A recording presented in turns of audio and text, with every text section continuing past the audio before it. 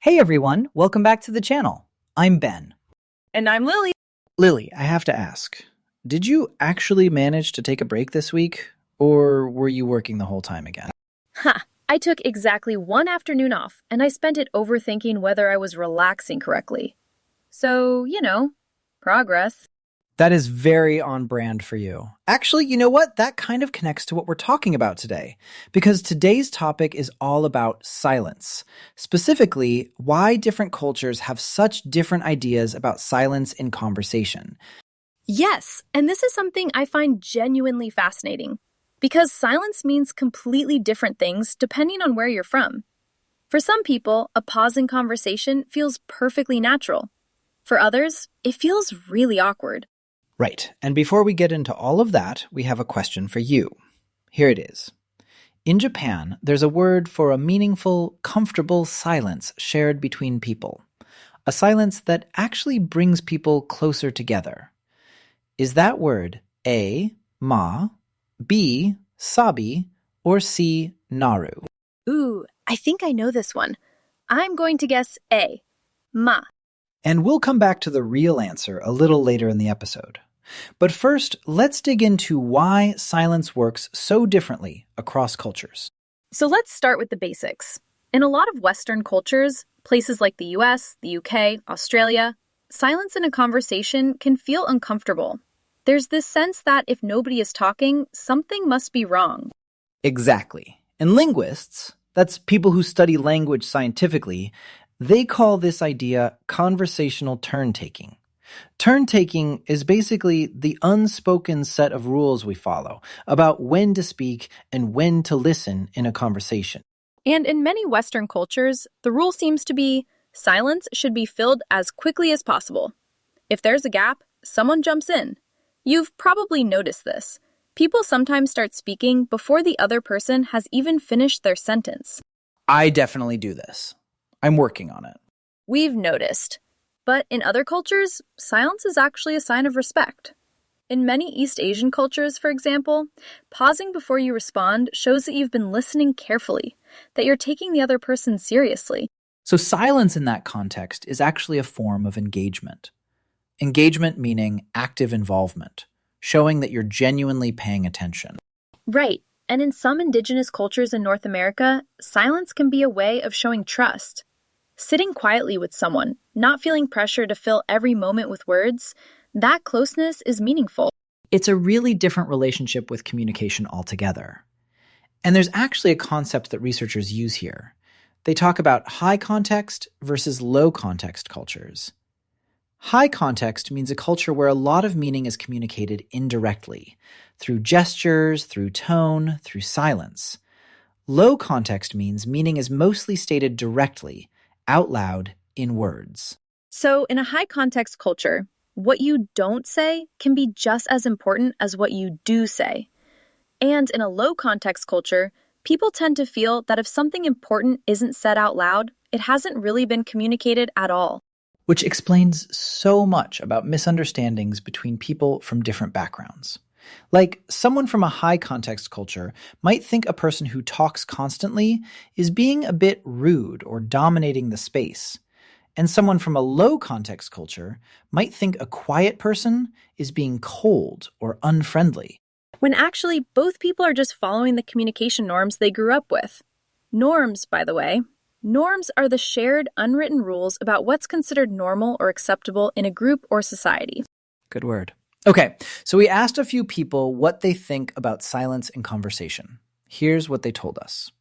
I'm from Finland, and honestly, silence has never felt weird to me. I think some of my foreign friends find it uncomfortable when I don't respond straight away. But for me, it just means I'm thinking. I grew up in Brazil, and for us, conversation is energy. If there's silence, someone's either angry or bored. Overlapping each other, talking over each other a little, that's just enthusiasm. That's warmth. I work with teams from different countries, and silence in a meeting is always the hardest thing to read. Is someone disagreeing, thinking, checking their phone? I've learned to just ask. I love that last one because it's such a practical solution. Which brings us to the next layer of this. Why do these differences exist in the first place?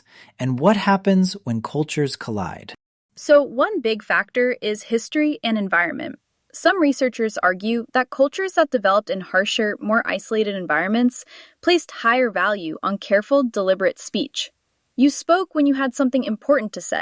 And in cultures built around dense social networks, trading communities, busy urban centers, constant verbal interaction became the norm. Talking was how you built relationships, negotiated, showed you were present and engaged. There's also the role of religion and philosophy.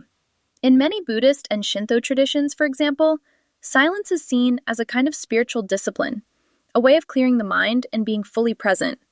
It's not empty, it has weight. The idea that silence can be full rather than empty, I think that's a real shift for a lot of people who grew up treating silence as something to fix.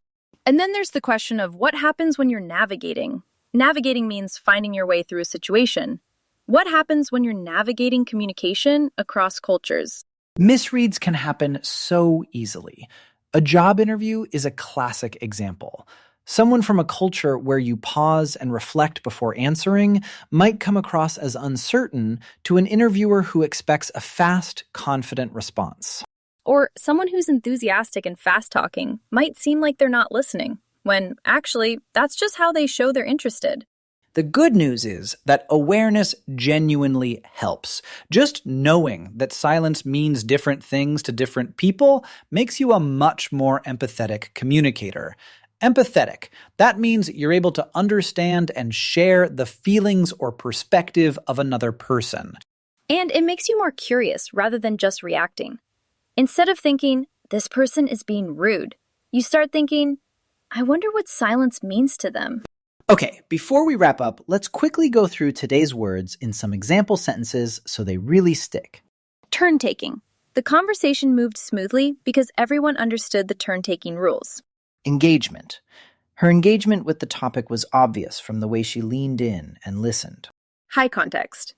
In a high-context culture, a long pause after a question might be a polite way of saying no. Norms. Every workplace has its own norms about when it's okay to speak up in a meeting. Navigating. Navigating small talk in a new language can feel really exhausting at first. And empathetic. Being an empathetic listener means paying attention to what someone isn't saying as much as what they are. Great. And now, the moment we've all been waiting for. Ben, the quiz question. The Japanese word for a meaningful, comfortable silence that brings people closer. Was it A, ma, B, sabi, or C, naru? And I guessed A, ma. And you were right. Ma, written with a Japanese character meaning gap or interval, is used to describe that kind of intentional, shared silence. It's not emptiness. It's a pause full of meaning. I'm very pleased with myself right now. You should be, and I think that's the perfect takeaway for today. Silence isn't the absence of communication. In many cultures, it is the communication. That's beautifully put. If you want to keep practicing today's vocabulary, comment the word practice below, and we'll reply with today's phrase. And we'll see you in the next one. Bye, everyone.